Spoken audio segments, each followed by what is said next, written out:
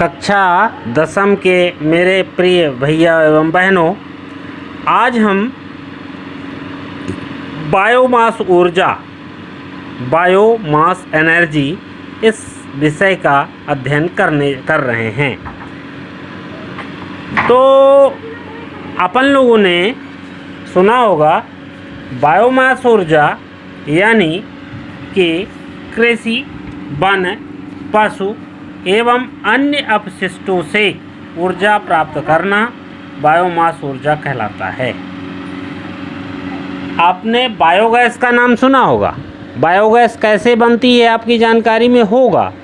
यह भी आप जानते हैं बायोगैस जब बनती है तो उसमें क्या क्या वो आवश्यक वस्तुएं होती हैं, पदार्थ होते हैं।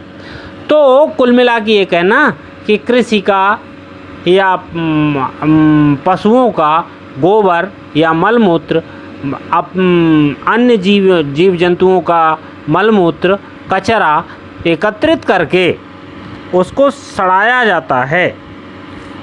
वह जब सड़ता है तो उससे मीथेन गैस निकलती है। वही मीथेन गैस अपने लिए ऊर्जा का स्रोत बनता है। अब यह कहना कि इस मीथेन गैस में जो गैस निकल रही है, मीथेन गैस, वह गैस सस्ती भी है, प्रदूषण रहित है, इसे बायोगैस कहते हैं। इसी को हम बायोगैस कहते हैं। वास्तव में इस गैस से मास ऊर्जा जो गैस है वो भी हमें मिलती है, और दूसरा इससे बल्ब भी जलाए जाते हैं, यानी विद्युत भी मिलती है। इसके उत्पादन के बाद शेष बचा अपशिष्ट भी खाद के रूप में उपयोग आ जाता है। हमारे देश में बायोमास से विद्युत उत्पन्न की अनुमानित जो क्षमता है 19,500 मेगावाट है, लेकिन उत्पादन हो रहा है 292 मेगावाट। महानगरों में कुछ स्थानों को इस ऊर्जा के लिए विकास हेतु चिन्हित किया गया है, क्योंकि यहाँ प्रतिदिन हजारों टन कूड़ा करकट, अपशिष्ट पदार्थ निकलता है, पर उस कूड़ा करकट का उपयोग नहीं हो पा रहा है। उस कूड़ा करकट का उपयोग करने के लिए ही इन महानगरों के स्थानों का चयन किया गया है। अब आपकी समझ में आ गया होगा कि ये बायोगैस क्या है, बायोमास क्या है। बायोमास ऊर्जा यानी हमारे कृषि, वन, पशु उद्योग एवं अन्य के जो कूड़ा करकट निकलते हैं, इनसे, कृषि से, वन से, पशु से, उद्योगों से और अन्य से जो अब कूड़ा करकट निकलता है, उससे ऊर्जा प्राप्त करना बायोमास ऊर्जा कहलाता है। अब आपके समझ में आ गया होगा। जो कचरा है उस कचरा को डंप करते हैं एक जगह, तो उससे क्षेत्र में प्रदूषण फैल रहा है। उसी कचरे से अपने को ऊर्जा प्राप्त करना है। यही ऊर्जा को हम बायोमास ऊर्जा कहते हैं। इसके संयंत्र अपने यहाँ स्थापित हैं और इसमें कार्य हो रहा है, तथा इस कार्य में अपने को सफलता भी मिल रही है। जैसा कि बायोगैस के टैंक आपने देखे होंगे, उसमें गोबर डाला जाता है और उससे जो गैस निकलती है, उस गैस से खाना भी बनता है और बल्ब भी जलते हैं। ऐसा आपने देखा है। उसी प्रकार से ठीक, ये तो आपने बायोगैस देखा है, उसी तरह बायोमास भी डंपिंग जो कचरा हो रहा है, उसी कूड़ा करकट से अपन उसको सड़ा करके मीथेन गैस का तैयार करते हैं और उससे अपने को ऊर्जा प्राप्त होती है। इसको बायोमास कहते हैं। ठीक है, आपके समझ में आया होगा। अब अपन भूतापी ऊर्जा के बारे में चर्चा करते हैं। भूमि पर, पृथ्वी के नीचे जो पृथ्वी के आंतरिक भूभाग है वह अत्यधिक गर्म है। पृथ्वी का आंतरिक भूभाग अत्यधिक गर्म है और वह गर्म भूभाग के ताप से प्राप्त ऊर्जा भूतापी ऊर्जा कहलाती है।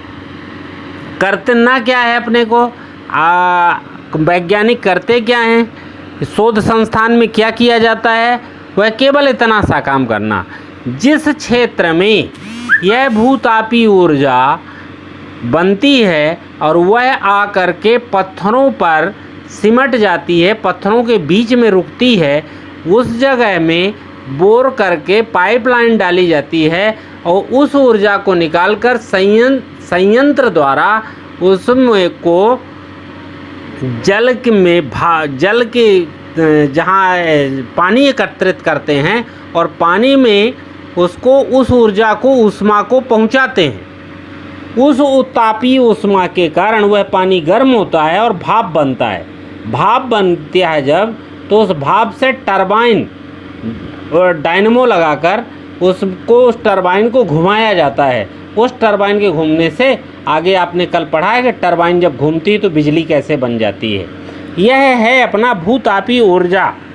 इसको भूतापीय ऊर्जा से सीधा आप समझिएगा कि पृथ्वी के ऊपर, पृथ्वी के नीचे जो गर्म क्षेत्र है, चिन्हित गर्म क्षेत्र जहाँ जहाँ यह ताप अधिक होता है पृथ्वी में, वो जहाँ पर ये एकत्रित हो जाती है, यह ताप एकत्रित होता है, उस ताप में होल करके पाइप डाली जाती है और उस पाइप होल से उस ऊष्मा को बाहर निकाला जाता है और उसमें संयंत्र लगाकर उससे जल को, पानी को गर्म किया जाता है और भाप बनाकर टरबाइन घुमाई जाती है, इससे विद्युत बनती है।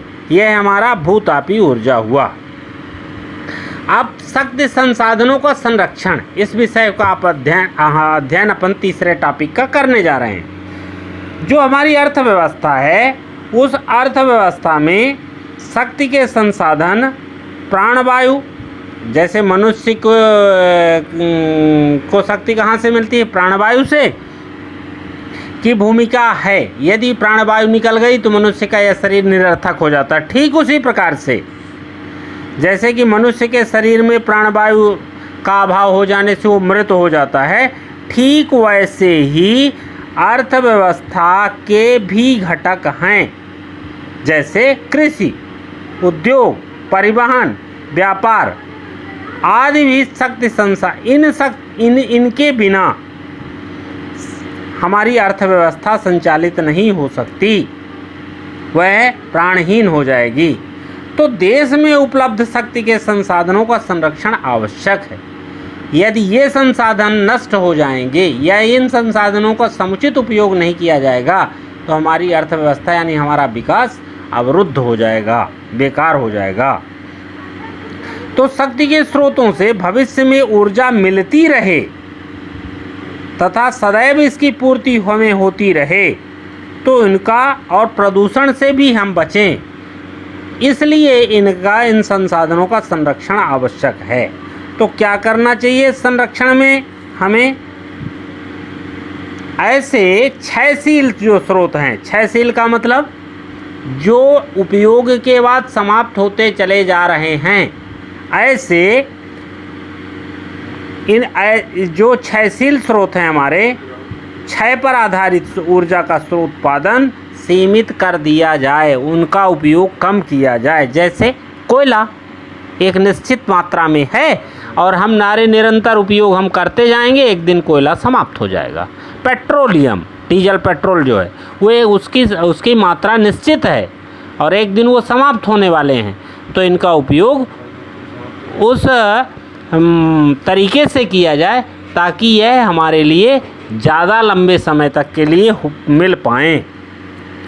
ऊर्जा के नवीकरणीय स्रोतों का तीव्रता से विकास किया जाए। नवीकरणीय स्रोतों से अभिप्राय क्या है? ऊर्जा के नवीकरणीय स्रोतों से ऊर्जा के नए नए संसाधन खोजे जाएं।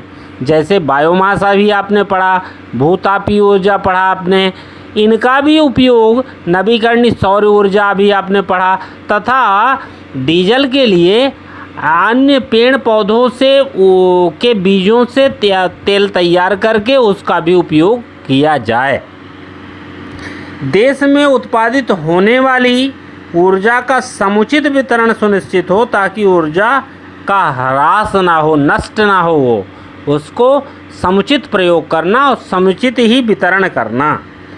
ऊर्जा संसाधनों का समुचित प्रयोग यदि हम नहीं करेंगे और उसके इस हेतु जन जागृति नहीं करेंगे, पर इसकी प्राथमिकता नहीं देंगे, तो यह नष्ट होती चली जाएगी।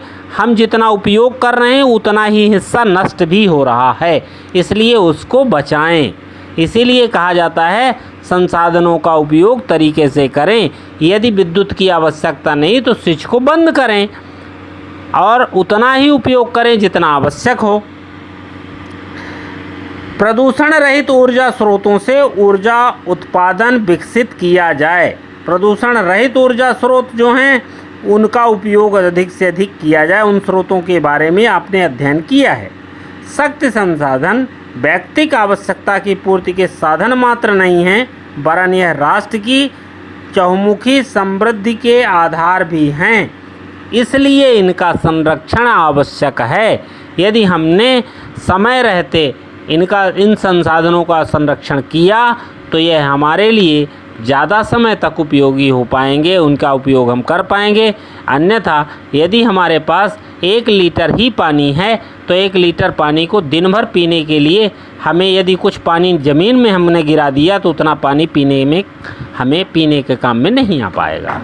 ठीक इस प्रकार समझना, इन संसाधनों का उपयोग भी हमें उसी प्रकार से करना है जैसे पेयजल।